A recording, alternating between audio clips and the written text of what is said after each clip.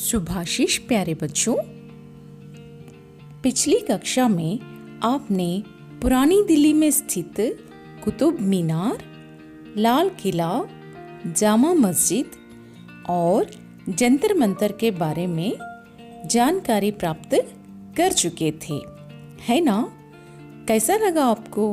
बहुत ही मज़ा आया होगा पुरानी दिल्ली की सैर करके। चलो बच्चों, अब हम नई दिल्ली में स्थित आधुनिक भवनों के बारे में जानकारी प्राप्त करेंगे। राष्ट्रपति भवन भारत सरकार के राष्ट्रपति का सरकारी आवास है। इस भवन में राष्ट्रपति निवास करते हैं। तो यहाँ पर हमारे भारत के राष्ट्रपति रहते हैं। भवन कितना अच्छा है ना? अब ये भवन देखिए, इसे हम संसद भवन कहते हैं। संसद भवन में लोकसभा और राज्यसभा दो होते हैं। लोकसभा में 545 सदस्य और राज्यसभा में 250 सदस्य रहते हैं। इस भवन में मंत्रियों, संसदीय समितियों के सभापतियों और पार्टी के कार्यालय है। लोकसभा तथा राज्यसभा सचिवालयों के महत्वपूर्ण कार्यालय और संसदीय कार्य मंत्रालय कार्यालय भी यही है। अब ये देखिए बच्चों, इंडिया गेट। इंडिया गेट को मूल रूप से अखिल भारतीय युद्ध स्मारक कहा जाता है। स्मारक का अर्थ है चिन्ह। इसकी ऊंचाई 42 मीटर है। यह स्वतंत्र भारत का राष्ट्रीय स्मारक है, जिसे पूर्व में किंग्सवे कहा जाता था। अक्षरधाम मंदिर। स्वामी नारायण अक्षरधाम मंदिर 100 एकड़ की भूमि में फैला हुआ है। इस मंदिर ने दुनिया के सबसे बड़े व्यापक हिंदू मंदिर के रूप में Guinness book of world record में अपनी जगह बनाई है। Lotus temple. कितना सुंदर टेम्पल है ना? लोटस टेम्पल को कमल मंदिर भी कहा जाता है। यह एक बहाई उपासना मंदिर है। इसको बहाई धर्म संस्थापक बहाउल्लाह के अनुयायी ने बनवाया। विभिन्न वस्तुओं को एक जगह पर प्रदर्शन करने को संग्रहालय कहते हैं। इस संग्रहालय में कई प्रकार के रोचक चीजें प्रदर्शित है। इसमें प्राचीन काल से लेकर आधुनिक युग की विभिन्न प्रकार के कलाखंडों को प्रदर्शित करते हैं।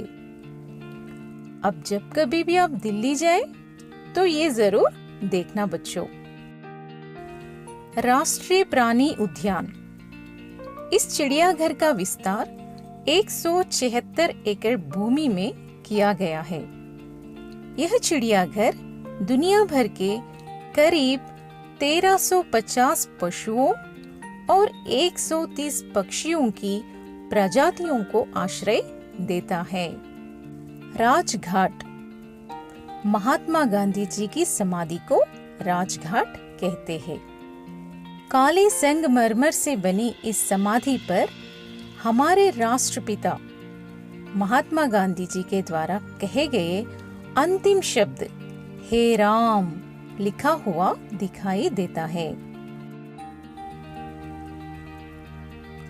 दिल्ली का विशेष व्यंजन छोले भटूरे है। यह बहुत ही स्वादिष्ट व्यंजन है। यमुना नदी के किनारे बसा यह शहर भारत की राजधानी ही नहीं बल्कि विश्व के प्रसिद्ध नगरों में से एक है। यह शहर सबका मन मोह लेता है। तो यह है दिल्ली में देखने लायक दर्शनीय स्थान। दिल्ली हमारी देश की राजधानी है, यह कहते हुए गर्व महसूस होता है।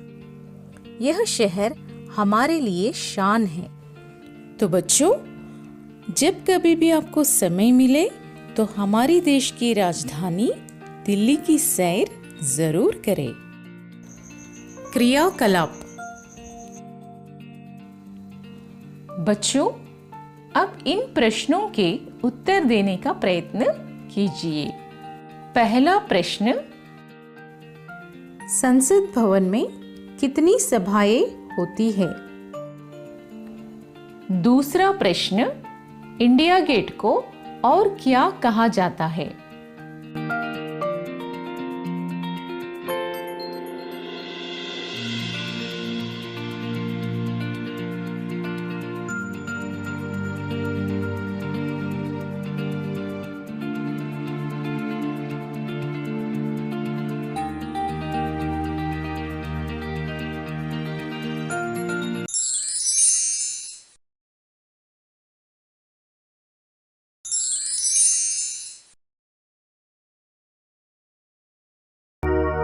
हम किस देश के निवासी हैं? हाँ, हम भारत देश के निवासी हैं। ये बताओ, भारत का संसद भवन किस शहर में है? हाँ, भारत का संसद भवन दिल्ली में है। हम अपने विचारों को लिखित रूप में भेजने के लिए क्या करते हैं? हाँ, हम पत्र लिखते हैं। आइए आज हम दिल्ली से पत्र पाठ के बारे में जानकारी प्राप्त करेंगे। इस पाठ में हम दिल्ली में देखने लायक स्थानों के बारे में चर्चा करेंगे। इस चित्र को ध्यान से देखिए। चित्र में क्या क्या दिखाई दे रहा है? चित्र में संगणक यानी कंप्यूटर और कबूतर दिखाई दे रहा है। कबूतर क्या कर रहा है? कबूतर पत्र ले जाने के लिए तैयार है। इस चित्र से हमें क्या मालूम होता है? इस चित्र से पुराने और आधुनिक समय में पत्र भेजने के साधनों के बारे में मालूम होता है। पाठ के शीर्षक से हमें मालूम होता है कि यह एक पत्र है। पत्र कितने प्रकार के होते हैं? हाँ, पत्र मुख्य रूप से 2 प्रकार के होते हैं। पहला औपचारिक पत्र, दूसरा अनौपचारिक पत्र। चलिए, औपचारिक पत्र किसको लिखा जाता है, इसकी जानकारी प्राप्त करेंगे। औपचारिक पत्र स्कूल, कार्यालय आदि में लिखे जाते हैं। पत्र का दूसरा प्रकार अनौपचारिक पत्र है। ये पत्र मित्रों, सगे संबंधियों और रिश्तेदारों को भेजे जाते हैं। औपचारिक पत्र का प्रारूप समझकर पत्र लिखने का प्रयास करें। स्थान और दिनांक दाएं तरफ लिखें। पहले अपना पता लिखकर संबोधन और अभिवादन करें। विषय सरल और स्पष्ट हो। संबंध बताने वाले शब्द और नाम लिखें। पाने वाले का पता लिखकर पत्र समापन करें। सनी दिल्ली यात्रा करके सकुशल पहुंच गया। दिल्ली यात्रा का वर्णन करते हुए अपने पिताजी को पत्र लिखा। सनी के द्वारा दिल्ली के देखने लायक स्थानों का वर्णन किया गया। किस तरह वर्णन किया गया है, तो चलिए हम देखेंगे। कुतुब मीनार प्राचीन इमारत है। कुतुबुद्दीन ऐबक ने इसे बनवाया था। इसकी ऊंचाई 73 मीटर है। इसके ऊपर पहुंचने के लिए 389 सीढ़ियां हैं। कुतुब मीनार ईंट से बनी विश्व की सबसे ऊंची मीनार है। एक और ऐतिहासिक स्थान की जानकारी प्राप्त करेंगे जिसका नाम है लाल किला। लाल किला लाल पत्थर से बना हुआ है। यह एक मजबूत और सुंदर किला है। मुगल बादशाह शाहजहां ने इसे बनवाया था। यह किला यमुना नदी के किनारे पर स्थित है। एक और सुंदर स्थान की जानकारी प्राप्त करेंगे जिसका नाम है दीवाने खास। दीवाने खास का निर्माण मुगल बादशाह शाहजहां ने सन 1635 में करवाया था। इसका निर्माण विदेशी उच्च पदाधिकारी, राजदूत और राजाओं की खातिरदारी के लिए किया गया है। दिल्ली में देखने लायक कई पवित्र स्थान हैं। उसमें से एक प्रार्थना स्थान जामा मस्जिद है। जामा मस्जिद दिल्ली में स्थित भारत की सबसे बड़ी मस्जिद है। इसका निर्माण सन 1656 में हुआ था। यह मस्जिद लाल पत्थरों और संगमरमर का बना हुआ है। इसे भी कला प्रेमी शाहजहां ने बनवाया था। यहाँ पर हजारों की संख्या में मुसलमान भाई नमाज पढ़ते हैं। एक और प्रसिद्ध स्थान की जानकारी प्राप्त करेंगे जिसका नाम है जंतर मंतर। जंतर मंतर प्राचीन भारत का वैज्ञानिक उन्नति की मिसाल है। इसका निर्माण सन 1724 में जयपुर के मिर्जा राजा जयसिंह ने बनवाया था। सम्राट यंत्र यहाँ का सबसे बड़ा यंत्र है। यह यंत्र समय और ग्रहों की स्थिति की जानकारी देता है।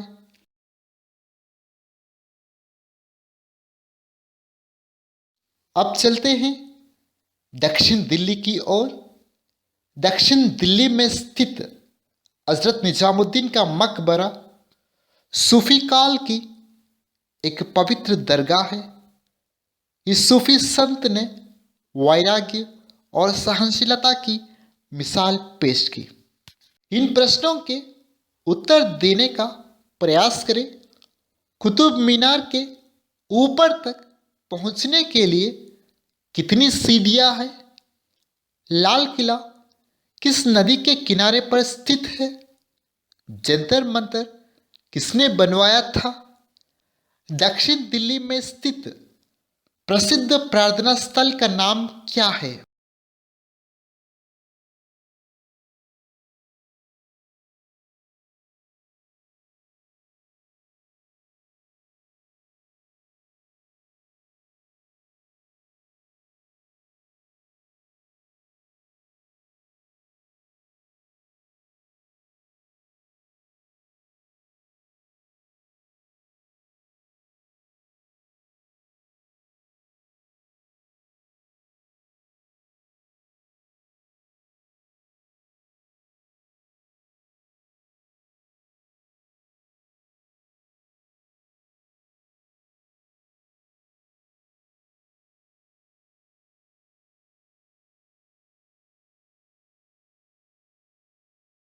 बच्चों, इन चित्रों को ध्यान से देखिए। अब नीचे आने वाले वाक्यों को एक बार पढ़िए। तो पहला वाक्य क्या है? देखिए बच्चों, यह फूल सुंदर है। तो अब चलते हैं दूसरे वाक्य की ओर।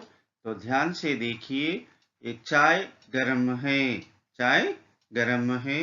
यह फूल सुंदर है। बच्चों, इन चित्रों को ध्यान से देखिए। देखे हैं ना? तो चलिए नीचे के वाक्य क्या दिए गए पढ़ेंगे। पौधे छोटे हैं। लड़का मोटा है। दिए गए उदाहरणों को ध्यान से सुनिए। पहला उदाहरण वाक्य ये दिया गया, देखिए, यह फूल सुंदर है। दूसरा वाक्य, चाय गर्म है। तीसरा वाक्य, पौधे छोटे हैं। चौथा वाक्य देखने पर लड़का मोटा है। बच्चों, इन वाक्यों को ध्यान से देखिए। इन शब्दों में सफेद रंग में छपे शब्द संज्ञा की विशेषता बता रहे हैं। तो चलिए अब विशेषण की परिभाषा देखेंगे।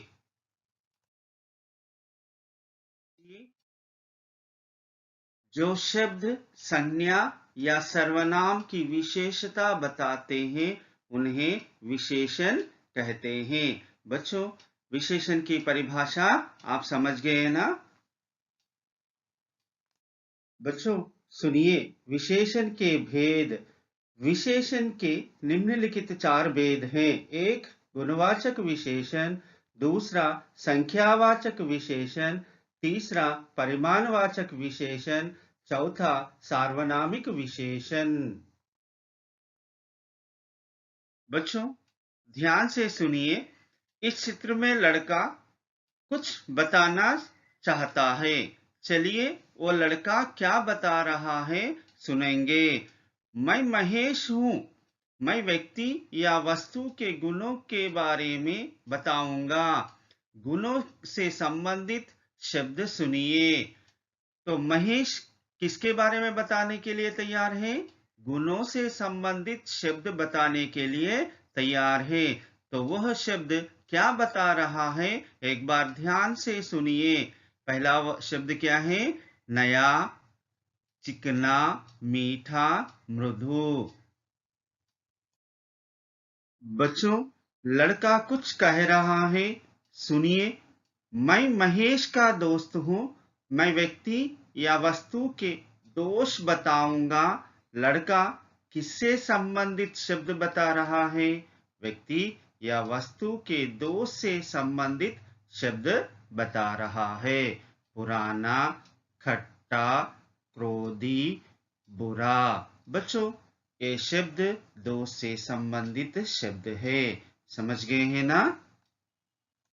अब आप जान गए होंगे कि हमने गुणवाचक विशेषण सीखे, यानी गुणवाचक विशेषण से संबंधित परिभाषा एक बार सुनिए।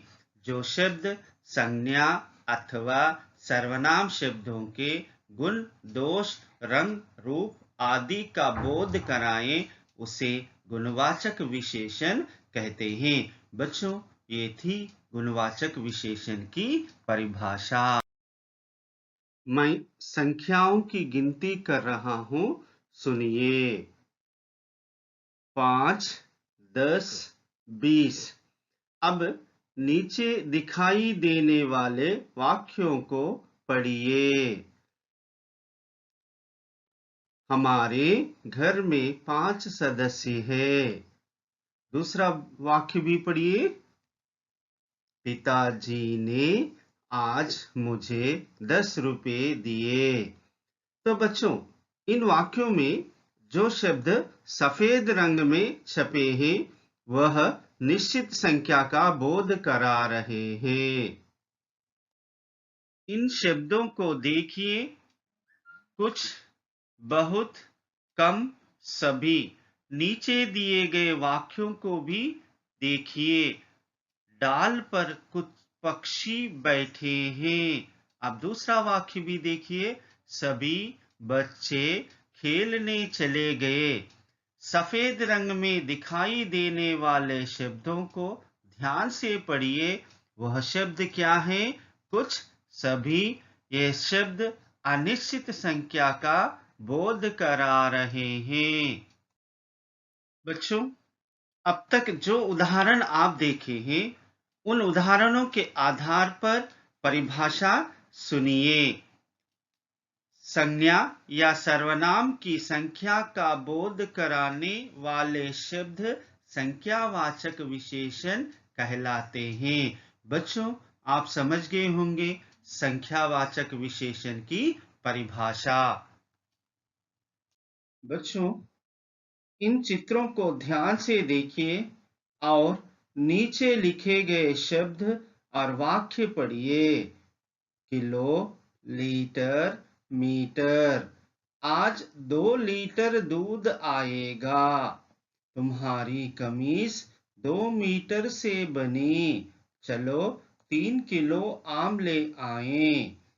पढ़े गए वाक्यों में 2 लीटर तथा 3 किलो आदि विशेषणों से संज्ञा शब्द दूध, आम की निश्चित मात्रा अथवा तोल का बोध हो रहा है। बच्चों, अब उन उदाहरणों के आधार पर बनी परिभाषा एक बार सुनिए। जो शब्द संज्ञा या सर्वनाम की परिमाण, माप, तोल का बोध कराते हैं उन्हें परिमाणवाचक विशेषण कहते हैं। इन वाक्यों को ध्यान से पढ़िए। वह घर है, लड़के जा रहे हैं। वह मेरा घर है, वे लड़के जा रहे हैं। बच्चों, मेरा और वे किससे पहले जुड़े हैं? बच्चों बताइए, किससे पहले जुड़े हैं? संज्ञा शब्द से पहले जुड़े हैं। इन वाक्यों को ध्यान से पढ़िए। पहला वाक्य क्या है? वह मेरा घर है। दूसरा वाक्य क्या है? वे लड़के जा रहे हैं। बच्चों, इन वाक्यों में सर्वनाम शब्द क्या है? जी हाँ, मेरा, वे। मेरा और वे का प्रयोग संज्ञा शब्द से पहले विशेषण के रूप में हुआ है। तो बच्चों, अब देखिए परिभाषा। सर्वनाम शब्द संज्ञा शब्दों से पूर्व लगकर उनकी विशेषता प्रकट करते हैं तो उन्हें सार्वनामिक या संकेतवाचक विशेषण कहते हैं। निम्नलिखित वाक्यों में से विशेषण शब्द पहचानिए। हिंदी मधुर भाषा है। तो बच्चों, इसमें विशेषण शब्द कौन सा है? मधुर। जी हाँ, आपने सही बताया। थोड़ा घी लाया हूं। इसमें विशेषण शब्द कौन सा है? थोड़ा। मुझे सुंदर फूल चाहिए। इसमें विशेषण शब्द कौन सा है? सुंदर। जी हाँ, आपने सही बताया। मुझे कुछ रुपए दीजिए। इसमें विशेषण शब्द कौन सा है? कुछ। जी हाँ, आपने सही बताया।